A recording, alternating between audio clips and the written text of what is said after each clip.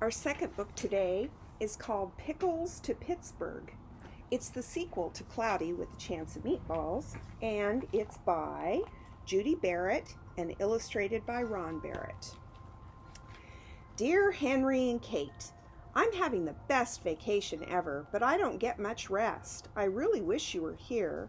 Our group travels around in a big blue bus, and somehow it manages to climb up and down the tallest and bumpiest mountains and around some of the biggest plants I've ever seen.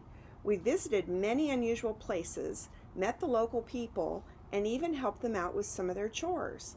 I'm taking lots of pictures because this place is hard to believe. Can't wait till I see you next Thursday. Love and hugs, Grandpa. We all missed Grandpa an awful lot. His Saturday morning pancakes, his mostly funny jokes, and especially his wonderful bedtime stories.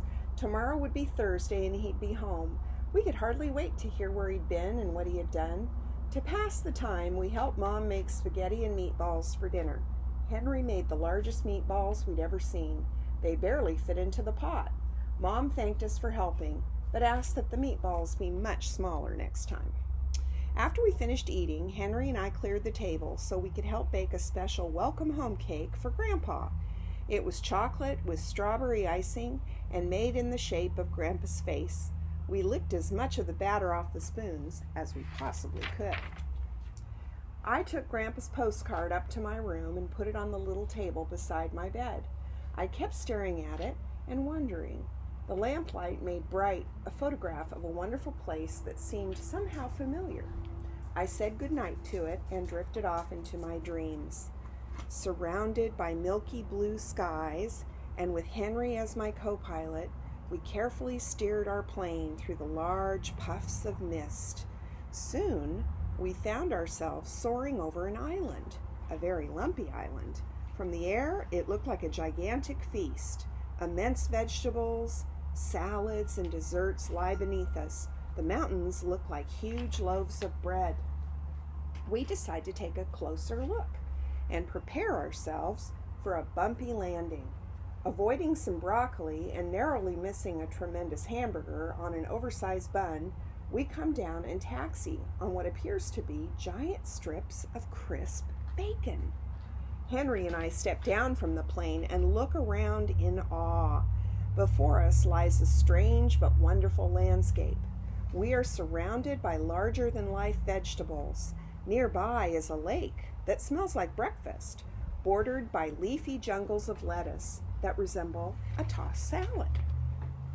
We try to keep our balance as we walk around the top of a gigantic bagel and past a forest of towering carrots. One is pierced by a tunnel large enough for a car to drive through. Off in the distance, we see popcorn snowing down onto the peaks of enormous rolls. Way above our heads, high up in the trees that look like broccoli, chubby birds are nesting in large shredded wheat biscuits. Ahead of us, at the end of a long road, lies what looks like an abandoned town. Eager to know where we are, we start walking toward it. Sweet-smelling rain begins to fall. It collects in hundreds of open containers that are lined up in a field beside the road. Lots of orange puddles are everywhere. Orange juice. All of a sudden, we find ourselves standing in the shadow of a giant tuna fish sandwich, being delicately airlifted by helicopter. In the distance, another helicopter races off with a jumbo pickle in tow. When we reach what is left of the town, we see the remnants of a sign welcoming us to a place called Chew and Swallow. Somehow I know I've heard that name somewhere before. We walk through the entire town in amazement.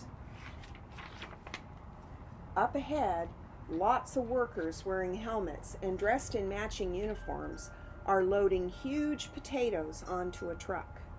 Other trucks sag under the weight of enormous artichokes, enormous eggplants, and massive peas and carrots. Foot-long veal cutlets are stacked up to be packed for shipping.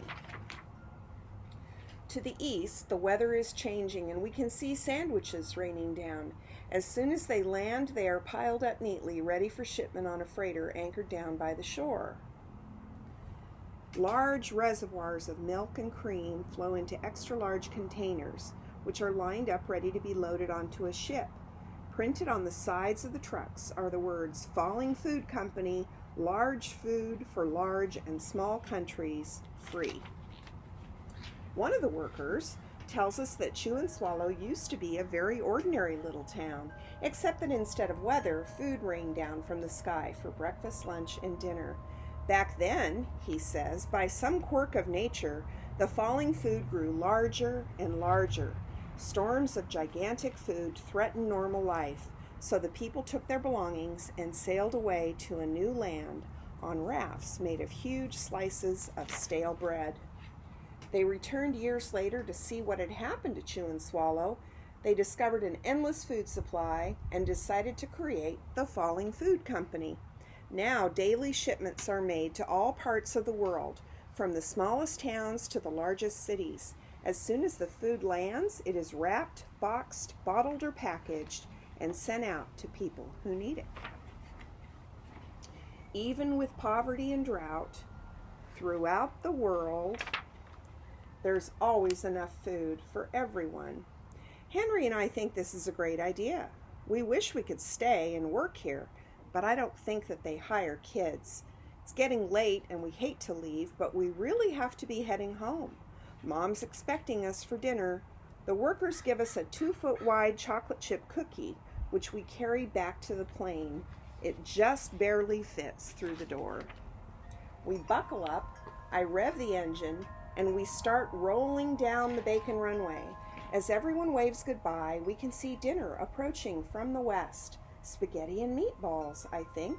As we gain altitude, Chew and Swallow slowly vanishes into the distance. My alarm clock woke me with a jolt. It was finally Thursday, and I wanted to get to school fast. The sooner I got there, the sooner I'd get home, and the sooner I'd see Grandpa. When we got home, we ran as fast as we could into Grandpa's waiting arms. "I brought back something for you," said Grandpa, and he gave each of us a very large box containing a chocolate chip cookie he had gotten on his trip. They were the biggest we'd ever seen, almost 2 feet wide. Mom made Grandpa's favorite dinner, chicken and dumplings, and we surprised him with our special welcome home cake. He chose the slice with the mustache. By the time dinner was done, it was late, and Grandpa was tired. When he was all tucked in bed, we knocked on his door to give him an extra goodnight kiss. Then I told Grandpa the most wonderful tall-tale bedtime story he'd ever heard. It began, surrounded by milky blue skies and with Henry as my co-pilot.